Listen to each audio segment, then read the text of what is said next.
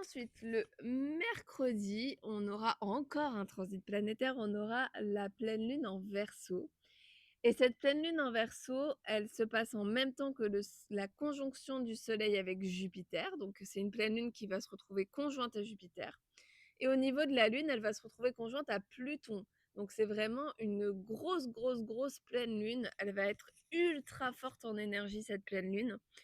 Avec cette pleine lune en Verseau, on va vraiment commencer à travailler en profondeur sur cet axe Verseau-Lion dont je vous ai parlé juste avant avec les nœuds lunaires. Donc ça, la pleine lune, elle arrive 2 jours après l'entrée des nœuds lunaires dans ce signe. Et en plus, on a l'activation de Jupiter en Lion et l'activation de Pluton qui se trouve en Verseau. Donc il y a vraiment un très très gros travail sur cet axe-là. Encore une fois, je vais faire un contenu sur Instagram sur la pleine lune en Verseau, donc n'hésitez pas à aller checker sur mon compte Insta. Du coup, on a une très grosse activation avec cette pleine lune en Verseau. C'est une pleine lune qui va aussi nous parler pas mal de collectif, qui va nous parler d'amitié, de groupe, de projet aussi. C'est une pleine lune où on va un peu réfléchir à notre rapport aux autres, à comment est-ce qu'on est authentique en groupe, en société.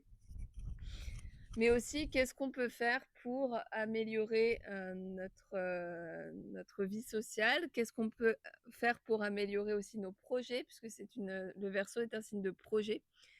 Donc, qu'est-ce que vous aviez projeté de faire cette année qui est encore en train de stagner, encore en train de ne pas se produire? Et qu'est-ce que vous pourriez améliorer pour que ce le soit? Donc le Soleil sera aussi conjoint à Jupiter à ce moment-là et du coup, le Soleil conjoint Jupiter, ça apporte quand même pas mal de chance, pas mal d'optimisme, un gros focus sur vos objectifs et vos projets.